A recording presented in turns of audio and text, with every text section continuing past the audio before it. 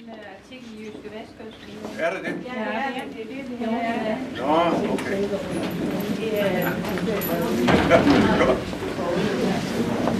Og som I jo alle sammen ved, så er forårsudstillingen, den består jo af akryl og oliebilleder. Og vi indførte jo for et par år siden også, at der i vores udstillinger også var en temaudstilling. Og her ved de to vægge her i midten af rummet har vi en temaudstilling, der har temaet blomster.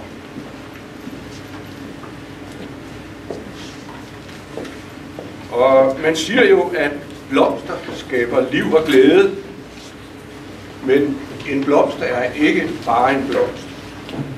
Utallige billedkunstnere og digtere har skildret blomster på forskellige måder, og mange mennesker er blevet inspireret af blomster.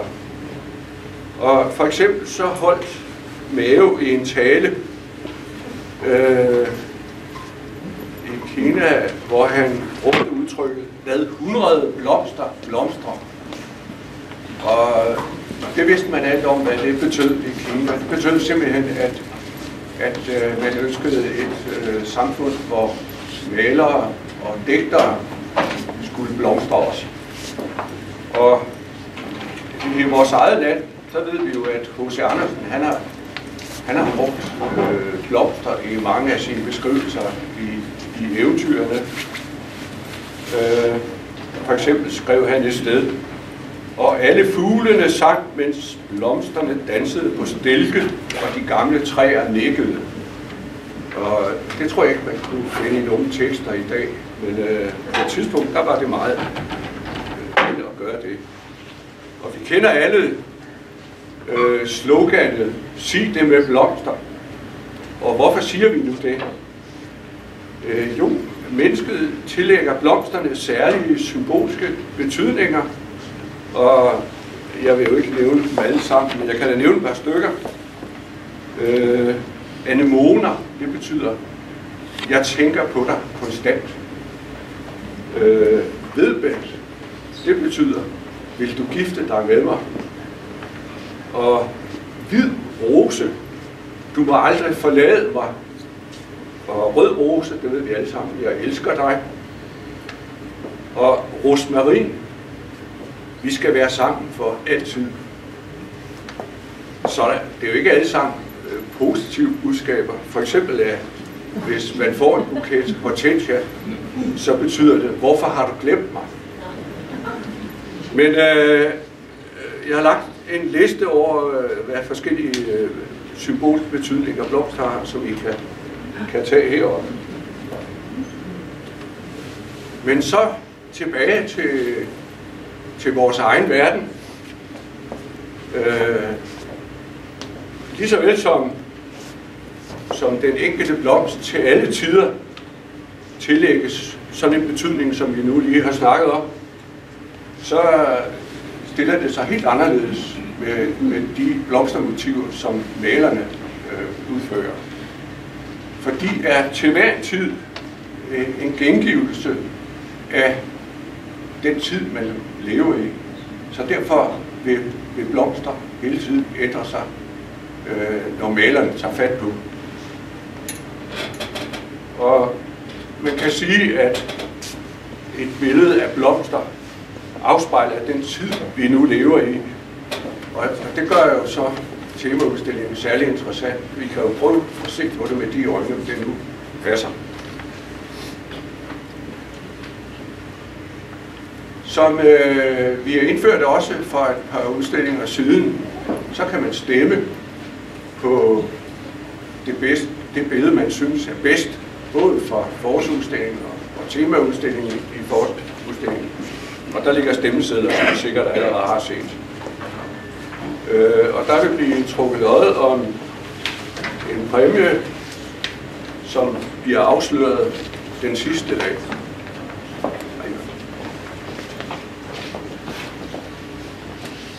Og så er der flere, der har efterlyst, at vi skulle have en evaluering af billederne. Det har vi gjort masser af gange, og det har været en succes hver gang. Men vi har ikke rigtig kunne få det til at falde på plads denne gang. Men vi foreslår, at vi laver en evalueringsaften den 2. april på den måde, at de enkelte kunstnere gennemgår deres billeder for den forsamling, der nu kommer. Og så kan vi stille spørgsmål, eller måske også komme i gang med en debat, eller hvad der nu sker. Og det bliver så den 2. april kl. 17. Det vil fremgå af vores hjemmeside, men I kan jo også notere det nu, for dem, der har lyst. Og ja, meget mere har jeg så ikke at sige, men jeg erklærer hermed forårsudstillingen for åben. Men inden vi går i gang med udstillingen, jamen så vil Kongelig Operasangerinde Pernille vil synge lidt for os, og hun bliver akkompagneret af pianist Ellingbro. Og bagefter så er der en lille forfriskning hen ved bordet derhen. Ja, tak.